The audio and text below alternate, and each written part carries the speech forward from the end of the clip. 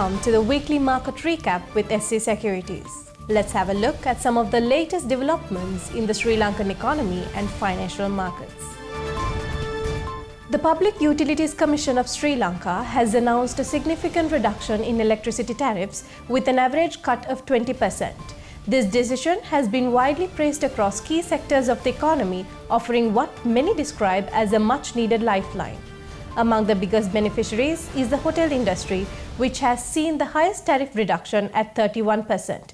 The Hotel Association of Sri Lanka expressed deep gratitude to the Public Utilities Commission, calling the relief a timely boost for the recovering hospitality sector.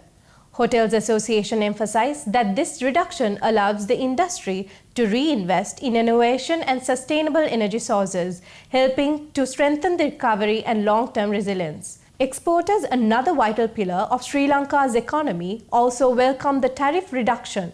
Electricity costs are a significant part of their production expenses, and the 30% cut provides much-needed relief. The National Chamber of Exporters highlighted that this move will help exporters remain competitive in global markets, particularly as they face challenges such as razor-thin margins, exchange rate fluctuations, and rising logistic costs.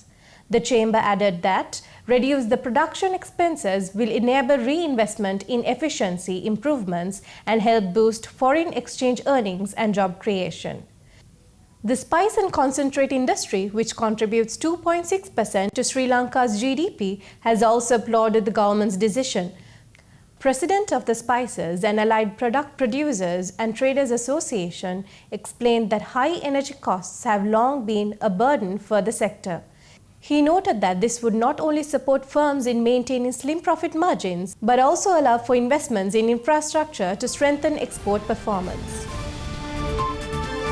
The World Bank Vice President for South Asia, Martin Reiser, wrapped up a two-day visit to Sri Lanka last Wednesday, reinforcing the institution's commitment to key areas of development, including education, rural progress, and renewable energy.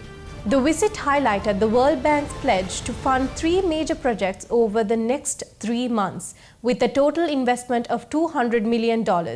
These initiatives aim to enhance rural development, support the education sector, and create a dedicated facility to attract private investment in renewable energy.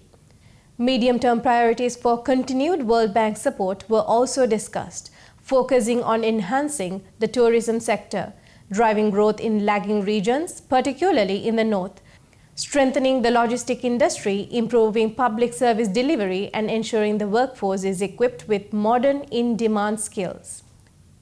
Concluding his visit, Mr. Reiser reaffirmed the World Bank's readiness to support Sri Lanka's transition from economic recovery to inclusive long-term growth. He emphasized the importance of leveraging both public and private sector resources under the World Bank Group to achieve these goals. Fitch Ratings has upgraded the national long-term ratings of 10 Sri Lankan banks following the country's recent sovereign rating upgrade and the recalibration of Fitch's Sri Lankan National Rating Scale. Additionally, the ratings agency has affirmed the national long-term ratings of 5 other banks in the country. This recalibration comes in the wake of Fitch upgrading Sri Lanka's long-term local currency issuer default rating to CCC+ from CCC- on December 20, 2024. It reflects changes in the relative creditworthiness of Sri Lankan issuers. Fitch noted that it typically does not assign outlooks to sovereigns rated CCC+ or lower. National scale ratings are designed to help local investors differentiate risk by providing a risk ranking of issuers in a specific market. As part of the recalibration, the upgraded ratings reflect the enhanced creditworthiness of the banks relative to other issuers in the country. Fitch has maintained a stable outlook for these ratings. Sri Lanka's tourism industry is off to a strong start in the new year, with tourist arrivals crossing with the 100,000 mark within the first 2 weeks of January. This marks a 22% year-on-year increase, according to provisional data from the Sri Lanka Tourism Development Authority. The island nation recorded a total of 112,415 international visitors during this period, with daily arrivals averaging 8,029, while the weekly average stands at 56,207. India continues to lead as the top source market for Sri Lanka, contributing 17.2% of the total tourist arrivals. The Russian Federation follows closely, accounting for 15.3%. The United Kingdom ranks third, bringing in 8.2% of the arrivals, while Germany secures the fourth spot with 6.6%. Other key markets include Australia, France, China, the United States, the Netherlands, and Poland, demonstrating the global appeal of Sri Lanka as a travel destination.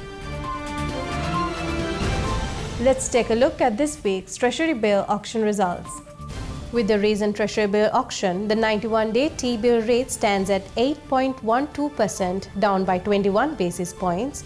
The 182-day T-bill rate stands at 8.25%, down by 19 basis points.